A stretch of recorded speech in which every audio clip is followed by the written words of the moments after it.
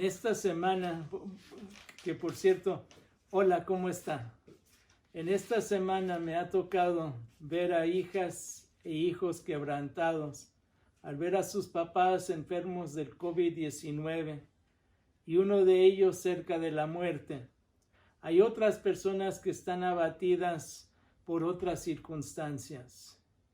Y aunque el Salmo 145 es un salmo de alabanza a Dios, en donde se afirma en el primer versículo, te exaltaré, mi Dios, mi Rey, bendeciré tu nombre. A la vez, dentro de este salmo, los versículos 8 al 16 hablan de por lo menos dos virtudes en donde hay una invitación para acudir a Dios. Todo el que se ha rendido y está doblegado y quebrado. Entonces el título es Acuda a Dios todo aquel que está abatido. Lo encontramos, como le dije, en el Salmo 145, los versículos 8 al 16. Y dice así: Clemente y compasivo es el Señor, lento para la ira y grande en misericordia.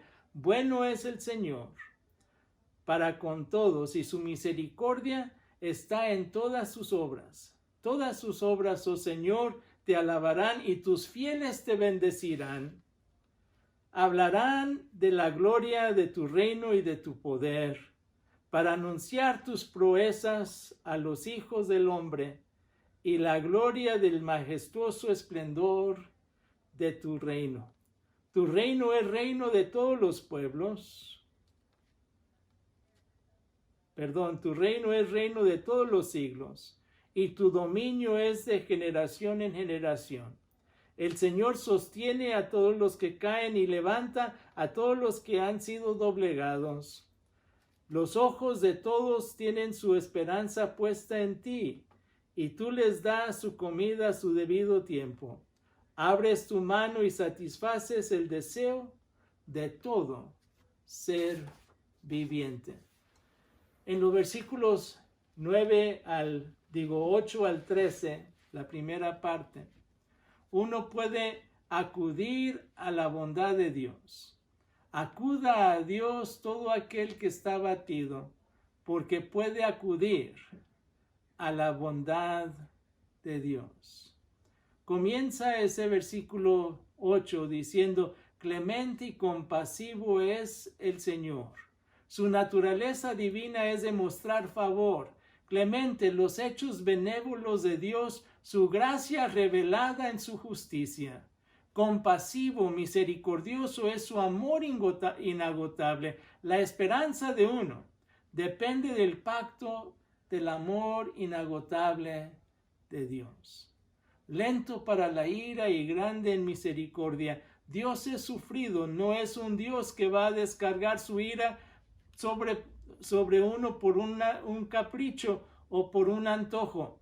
Provee oportunidades de arrepentimiento antes de descargar su ira, como vemos en Joel 2 del 12 al 13, que dice, pero aún ahora, dice el Señor, vuélvanse a mí con todo su corazón, con ayuno, llanto y lamento. Desgarren su corazón y no sus vestidos.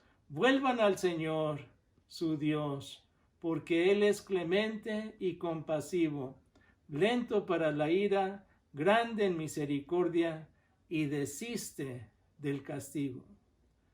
También, cuando seguimos en este pasaje de los versículos 8 al 13a, encuentra uno que bueno es el Señor para con todos. La gracia común de Dios, su bondad generalizada hacia toda su creación. Esta bondad la extiende a toda persona sin excepción, como también lo afirma en los versículos 15 y 16. Pero esta gracia no salva al rebelde del juicio, como afirma el versículo 20 de este mismo salmo. Solo es la gracia especial que extiende a todos los que ponen su confianza en Él. Esto lo encontramos en Juan 1, 12 y 13, pero a todos los que le recibieron, a los que creen en su nombre, les dio derecho de ser hechos hijos de Dios, los cuales nacieron no de sangre, ni de voluntad no de sangre, ni de la voluntad de la carne, ni de la voluntad del varón, sino de Dios. Y su misericordia está en todas sus obras. En todo lo que ha hecho hay evidencia de un Dios bondadoso, tierno, amable. Tiene un corazón de amor para bendecir todo lo que ha creado. Tus obras te alabarán. Las virtudes benévolas de Dios mueve a toda criatura a celebrar la gloria de su reino. Toda la creación, aun los elementos inanimados, se unen a ser parte del coro que celebran la bondad de Dios, en su creación, en su bendición y en su redención. Tus fieles te bendecirán, los que te conocen te bendicen, los santos en el cielo y en la tierra, los ángeles alrededor de tu trono y tu pueblo en la tierra, todos se unen a proclamar loor a tu nombre. Hablarán de gloria de tu reino y de tu poder. Si uno ha visto que el Señor ha hecho en su vida, no queda sino compartirlo con compañeros, como leemos en Malaquías 3:16. Entonces los que temían al Señor hablaron cada uno con su compañero, y el Señor prestó atención y escuchó, y fue escrito un libro como recordatorio delante de él, para los que temen al Señor y para los que toman en cuenta su nombre. Fíjese cómo dice, hablarán de tu reino. El reino de Dios es la esfera o el campo sobre el cual reina el Señor. Es el tema principal de los versículos 11 al 13. Como creador, el reino de Dios incluye toda creación, pero hay partes de su creación que no se ha sometido a su autoridad real, como se lee en 1 Corintios 6:9. ¿No saben que los injustos no heredarán el reino de Dios? Pero se cumplirá cuando se someten a su reino, como dice Filipenses 2:10 y 11, para que el nombre de Jesús se doble toda rodilla, los que están en los cielos, en la tierra y debajo de la tierra, y toda lengua confiese para gloria de Dios Padre que Jesucristo es Señor. Y sigue ese salmo a decir, para anunciar tus proezas. Como pueblo de Dios, los israelitas tenían la responsabilidad de dar testimonio al resto del mundo, pero su testimonio muchas veces profanó el nombre del Señor, como usted podrá leer en Ezequiel 36, 20 al 23, o en Malaquías 1, 11 y 12. Como pueblo de Dios, nos deleita compartir las proezas que ha hecho el Señor en nuestras vidas y anunciar la gloria del majestuoso esplendor de tu reino. Uno que tiene una relación personal con Dios va a hablar del reino glorioso de Dios y reconocer su belleza y su poder. Reino de todos los siglos. El reino de Dios continúa para siempre, no como las dinastías del hombre. El Señor reinará sobre su creación para siempre. Jesucristo recibe un reino eterno y su pueblo compartirá en reinar con Jesucristo. Si vemos entonces aquí, uno acude a Dios porque todo aquel que está abatido, porque puede acudir a la bondad de Dios. Quiero ejemplificarlo de esta manera. En la novela por Carlos Cuauhtémoc Sánchez, Un grito desesperado, en el capítulo 16, con el mismo nombre del título del libro, uno de los hijos, Saúl, regresa a casa después de un buen tiempo fuera. Tiene un encuentro con el padre en donde se dicen de palabras, pero más que eso, el padre, Carlos quiere salir de la casa y el padre entonces dice, no, no te vas a ir de aquí, y le da una bofetada que lo deja tirado, casi, y le dice, ve a tu cuarto, y él sube a su cuarto. Y llega la mamá y la hija que estaban fuera, y ella quiere ir a verlo, pero el padre dice, no, déjalo ahí solo, que él pueda pensar en todo lo que, y había dicho unas palabras muy fuertes a Carlos, que él pueda pensar en todo lo que ha hecho y dicho. Y entonces, no va a subir a buscarlo y a darle palabras y a darle una bienvenida, sino que todos, ya después de todo esto, se van a su cama. Como a las 3 de la mañana se levanta el Señor para ver si todavía está, y cuando va a su cuarto se da cuenta que su cama ni había sido desatendida, y él está enojado mucho, pero luego sale de ahí y ve que hay una luz, y piensa, ¿y qué está sucediendo? Que él va al cuarto de tiliches donde ni los ladrones irían.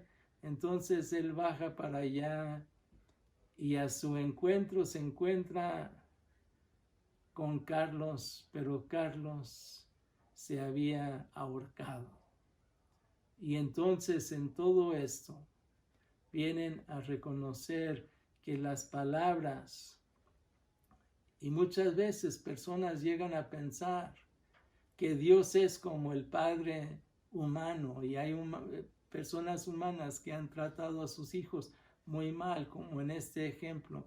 Pero también recordemos el ejemplo de el hijo pródigo, muy diferente, en donde cuando el hijo pródigo regresa a casa, el padre va y corre y lo abraza, y no solamente lo abraza, sino también hace fiesta, porque su hijo se había ido y ahora ha regresado. Y así es el Señor, así es Dios para con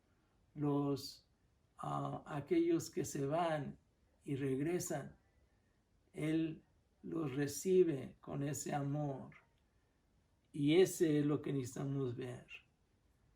También me acuerdo de un señor que él no quería tener nada que ver con religión ya, pero estaba en cama, estaba en hospital encamado, y su esposa pidió que yo fuera a verlo, y él por fin aceptó que yo fuera a visitarlo. En las visitas subsiguientes, él, al escucharlo y al leer un pasaje bíblico, le pareció bien seguir teniendo visitas conmigo. Y en las visitas subsiguientes llegamos a ver cómo una religión dura y que le había hecho pensar que Dios estaba ahí nada más para castigarlo. Y cuando encontró otro Dios, uno lleno de misericordia y de compasión, pudo él reconocer, hey, Dios todavía me quiere. Y él entonces regresó al redil, al rebaño que él había dejado, porque otros religiosos lo habían tratado con esa dureza. La aplicación que quiero que pensemos en esto es: no deje que experiencias humanas, sean familiares, religiosas o aún su propio pecado o culpabilidad de pecado, lo separe de la bondad de Dios. Cuando grita desesperadamente, Dios está allí para la persona abatida. Como pueblo de Dios, alabe a Dios porque es clemente y misericordioso. Pronuncie sus proezas a aquellos que necesitan conocer cómo Dios los sacó a usted de una situación difícil. Porque hoy en día habrá personas que ahorita están con un grito desesperado y necesitan escuchar cómo el Señor los sacó a usted de ese lugar. Pero también los versículos 13b, la segunda parte, y hasta el versículo 16, porque puede depender de la fidelidad de Dios. Acuda a Dios todo aquel que está abatido, porque puede depender de la fidelidad de Dios. Termina ese versículo 13 diciendo: dominio de generación a generación. El reino de Dios continúa en su dominio de generación a generación, como las dinastías, no como las dinastías de los hombres. Lo que sí podemos decir es que el Señor es fiel en todas sus palabras y misericordioso en todas sus obras.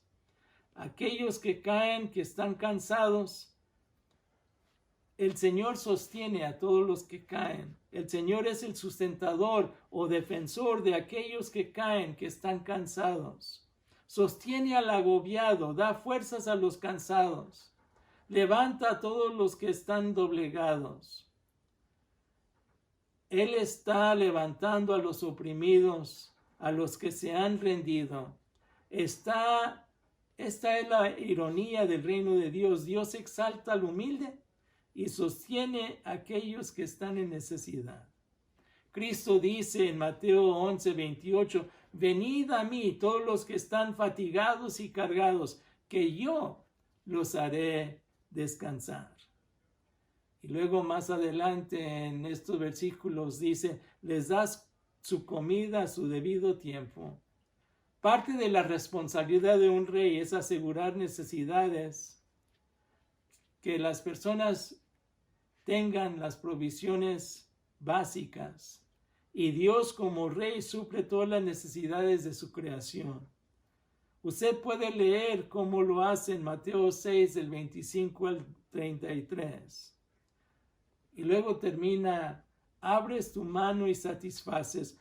Los otros pueblos daban ofrendas para satisfacer las necesidades de los ídolos. Yahvé, Jehová, no tiene necesidad, y las provisiones a su pueblo era parte del pacto de Dios y la relación que tiene con su pueblo. La fidelidad de uno al pacto aseguraba las bendiciones del pacto que satisfacen sus necesidades. El ejemplo que quiero utilizar aquí, porque puede depender de la fidelidad de Dios. Thomas Chisholm tuvo muchas dificultades en su vida como adulto joven. Hubo periodos que se encontraba enfermo, en donde se quedaba encamado. Para poder salir de su situación económica, se forzaba a trabajar. Vino a Cristo a la edad de 27 años. Encontró mucho consuelo en las Sagradas Escrituras. Y porque Dios fue fiel en tiempos de necesidad y enfermedad, uno de los pasajes favoritos de él era Lamentaciones 3, 22 y 23. Por la misericordia de Jehová no hemos sido consumidos, porque nunca decayeron sus misericordias. Nuevas son cada mañana, grande es tu fidelidad. Basado en esto escribió un poema grande es tu fidelidad. Le mandó algunos poemas a su buen amigo William Runyon, que era músico. Este poema lo cautivó tanto que le puso música a la letra y se publicó Grande es tu fidelidad. Pero no era bien conocido hasta que se empezó a usar a menudo en el Instituto Bíblico Moody. No fue descubierto mundialmente hasta que George Beverly Shea los empezó a cantar en las cruzadas evangelísticas de Billy Graham en 1945. Oh Dios eterno, tu misericordia ni una sombra de duda tendrá. Tu compasión y bondad nunca fallan, y por los siglos el mismo serás. Oh tu fidelidad, Cada momento la veo en mí. Nada me falta, pues todo provees. Grande Señor, es tu fidelidad. Si usted ha caído o ha flaqueado, Dios está allí para sostenerlo. Si usted se siente oprimido, Dios está allí para rescatarlo. Si está doblegado como un boxeador que se está tambaleando, Dios está allí para levantarlo. Si Él cuida de las aves, ¿cómo no va a cuidar de usted? Grande es su fidelidad. Y el Señor entonces está allí para cada uno de nosotros. Acuda a Dios todo aquel que está abatido. Acuda a Dios porque puede acudir a la bondad de Dios. Acuda a Dios porque Dios es fiel. Vamos a orar. Señor, gracias porque eres bueno para con nosotros. Y si hay alguien aquí que ha escuchado o ha visto este video, que necesitan de ti, puedan buscarte a ti, Señor, y que haya personas creyentes que puedan ir y estar con ellos en momentos difíciles, porque, Señor, tú estás listo para acudir a aquellos que necesitan de ti. Esto, Señor, te lo pido en el nombre de Cristo Jesús, Señor y Salvador nuestro. Amén. Dios le bendiga y tenga buena semana.